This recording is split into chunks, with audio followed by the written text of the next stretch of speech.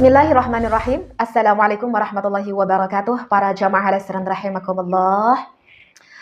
Setiap hari mudah-mudahan selalu ilmu yang kita dapatkan tentu hakikatnya ilmu datang dari Allah, dan mudah-mudahan Allah memasukkan ilmu kita ke dalam hati sanubari kita sehingga menjadi ilmu yang bermanfaat, dan mudah-mudahan Allah menggerakkan diri kita sehingga ilmu itu bisa kita manfaatkan. Amin ya Allah ya rabbal alamin.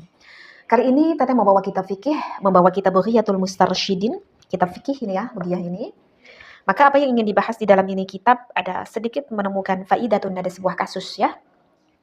Baik, bismillah walhamdulillah wassalatu wassalamu ala rasulillah. Di sini ada faidatun syaratu satiril aurah.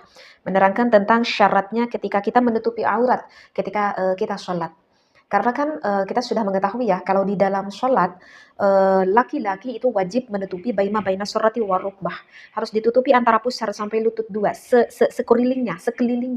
sekelilingnya pusar sama sekelilingnya lutut itu harus tertutup seperti itu. Sehingga kalau misalkan kita menemui ada laki-laki yang sedang bersujud begitu ya, ketika sedang bersujud misalkan sarungnya itu agak sedikit membuka misalkan ya, tanpa menggunakan celana panjang di dalamnya. Misalkan tidak misalkan tidak menggunakan kolor atau tidak menggunakan apa itu komprang ya kalau laki-laki.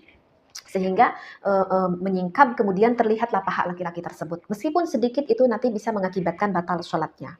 Ya, kemudian kalau laki-laki terlihat dadanya, apakah batal sholatnya? Tidak. Hanya saja ya masa juga sih kita sholat tanpa terlihat dadanya seperti itu ya, sangat tidak sopan sekali. Nah, begitu juga kan di wanita tersebut pun ada batasan auratnya, yaitu yang boleh terlihat itu adalah mana? Ini muka ya, muka yang boleh terlihat mana? Sampai mana coba kalau muka ini nih?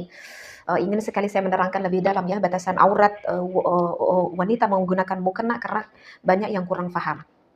Kalau misalkan dari sini batasan wanita itu ini nih, ini tuh aurat, ini wanita aurat ya. Coba sekarang Teteh mau menggunakan ini kerudung. Kalau misalkan ada mukena yang sifatnya seperti ini, yang seperti kerudung, sekarang Teteh pernah menemukan ada mukena tapi kok kayak kerudung, ya seperti begini. Jadi ininya tuh terlihat. Maka ini masih ini aurat, ini tidak sah salatnya. Jadi harusnya menutupi dagu. Kalau wanita harusnya menutupi dagu, ini jangan sampai terlihat. Kemudian yang boleh terlihat ini, dua pergelangan tangan, batas ini. Ini batasnya. Ini batasnya. Ya. Nah ini yang tampak terlihat ini sudah termasuk aurat jika di dalam sholat. Terkadang kan kita suka menemui ada yang sholat hanya menggunakan pakaian saja, tapi kan ini panjang. Iya, ini pakaian Teteh juga sama panjang. Tapi coba ketika kita bertakbir, ininya terlihat.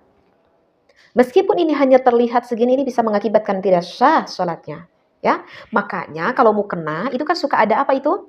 Suka ada yang menutupi ke sini ya. Kalau mau kena satu geblus gitu kan, suka ada yang menutupi ke sini. Ya.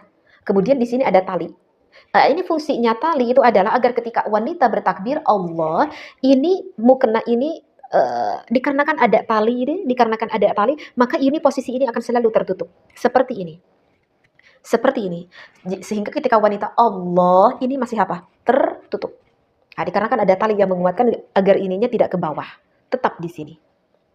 Itu batasan aurat wanita. Dan yang menjadikan batasan aurat itu sekeliling dari tubuh kita itu juga termasuk aurat.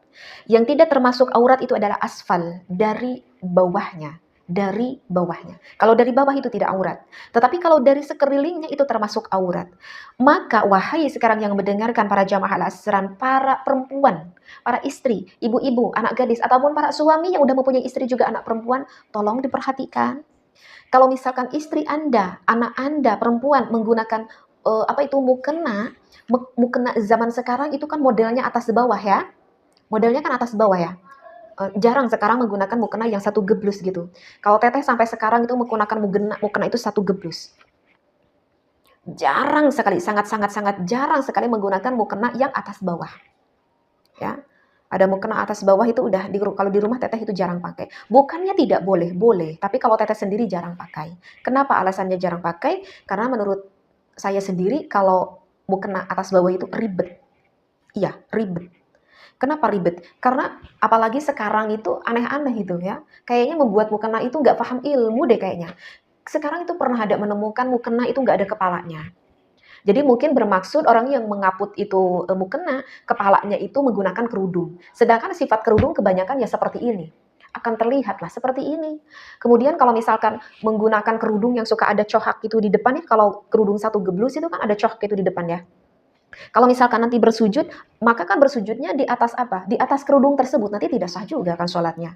Karena apa? Karena sujudnya bukan ke tempatnya, tetapi ke kerudung itu. Itu nanti gak sholat, gak sah. Jadi pernah menemukan nggak ada kepalanya sehingga sholat menggunakan kerudung ya, menggunakan kerudung yang ada segeblus itu kan ininya keras kan, sehingga ketika sujud ya ini begini seperti ini kalau sujud, ini nanti kan nggak sah.